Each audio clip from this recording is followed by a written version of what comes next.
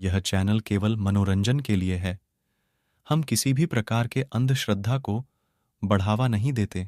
तो आइए दोस्तों, हम आपको सुनाते हैं हमारी नई भूतिया कहानी, और साथ में हमारे वीडियो को लाइक शेयर करें, और अगर चैनल में नए हैं तो चैनल को सब्सक्राइब करके नोटिफिकेशन बेल को दबा दें, ताकि हमारी नई वीडियोस आप तक सबसे पहले पहुंच सके। इस कहानी के लेखक है शुभम मल्होत्रा। भूतों में पिशाच, राक्षस, बेताल और बुरी आत्माएं जैसे प्रकार होते हैं, और चकवा भी इन्हीं में से एक प्रकार है। कहें तो ये चकवा एक पिशाच होता है। चकवा एक मराठी शब्द है। इसका हिंदी में मतलब चकमा देने वाला होता है। ये पहाड़ी इलाकों और गांवों में रहना ज्यादा पसंद करते हैं, और ये केवल रात में 12 बजे के बाद ही निकलते हैं। इनकी खासियत यह है कि ये किसी भी व्यक्ति का रूप धारण कर सकते हैं, उसकी आवाज निकाल सकते हैं, और ये किसी व्यक्ति के अपने रिश्तेदार, दोस्त या घर वाले का रूप धारण करते हैं, और फिर उसे बहकावा देकर जंगल में ले जाकर मार डालते हैं। इनकी कमजोरी ये है कि ये दिन में नहीं निकलते, रोशनी से डरते हैं, और किसी आदमी को 2 बार से ज्यादा आवाज नहीं दे सकते। मतलब ये 2 बार से ज्यादा किसी को नहीं बुलाते हैं। इनमें हर भूतों की तरह एक बात सामान्य रहती है कि इनके पांव उल्टे होते हैं। ये खासकर बच्चों और बूढ़ों को अपना शिकार बनाते हैं, क्योंकि बच्चों को अपने पराये का बेहतर ज्ञान नहीं होता, और बूढ़ों को ज्यादा उम्र हो जाने के कारण उनका दिमाग काम नहीं किया करता।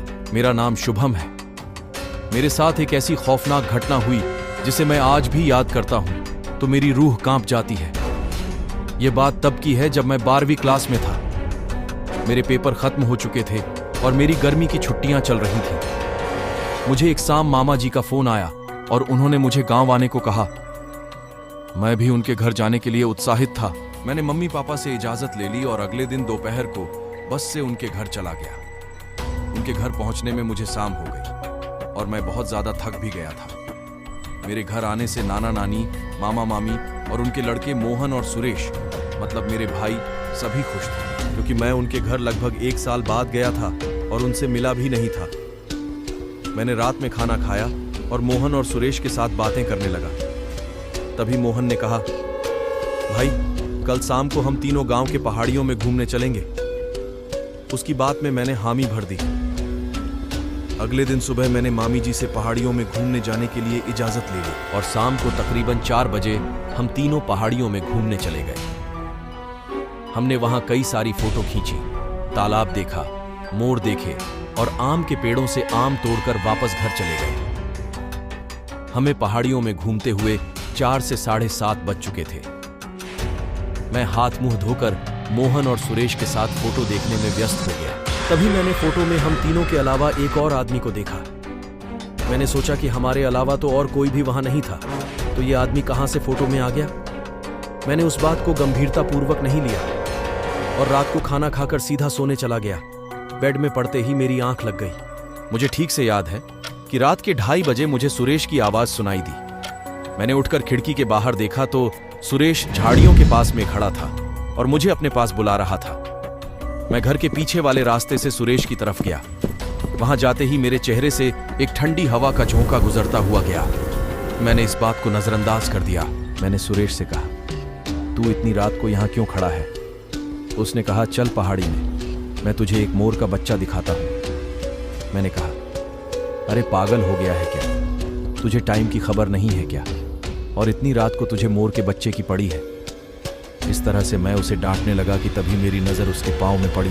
उसके पांव उल्टे थे। यह देखकर मेरी चीख निकलते देर नहीं लगी और मैं वहीं पर बेहोश हो गया। सुबह मामा जी ने मुझे बेहोशी की हालत में बाहर देखा। वो मुझे अंदर ले गए और मेरे चेहरे पर पानी छिड़ककर मुझे उठाया। फिर मैंने उन्हें कल रात की सारी घटनाएं बताई और वो सारी फोटो भी दिखाई जिसमें वह आदमी था। फिर उन्होंने मुझे बताया कि तुमने कल रात में जिसे सुरेश के वेश में देखा था वह एक चकवा था। ऐसी घटनाएं पहले भी हमारे गांव में हुई हैं और कई लोगों को इस चकवा ने अपने भ्रमजाल में फंसाकर उसी पहाड़ी में ले जाकर मार डाला है। ये बात सुनकर मेरे रोंगटे खड़े हो गए और मैं उसी दिन दोपहर में अपने घर वापस आ गया और मैंने ये बात घर में मम्मी और पापा से भी बताई। तो उन्होंने कहा कि हम इसीलिए तुम्हें तुम्हारे मामा जी के गांव जाने से मना करते थे, क्योंकि हमें ये बात पता थी कि उस गांव में पिशाच और चकवा रहते हैं। वो तो भगवान का आशीर्वाद है कि तुम घर सही सलामत लौट आए। अब से मैंने कान पकड़ लिया है कि मैं अपने मामा जी के गांव में कहीं भी किसी भी जगह पर घूमने नहीं जाऊंगा। आप सभी को भी मेरा ये सुझाव है कि किसी भी ऐसी जगह पर मत जाइए जहां आपके घर वाले जाने से मना करते हैं और भूत, पिशाच, चकवा जैसी बुरी आत्माएं रहती हैं।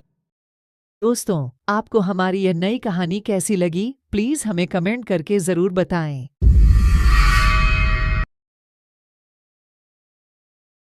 हमारी वीडियोस को लाइक, शेयर करें और हमारे चैनल को सब्सक्राइब करके नोटिफिकेशन बेल को दबा दें ताकि हमारी नई वीडियोस आपके पास सबसे पहले पहुंच सके।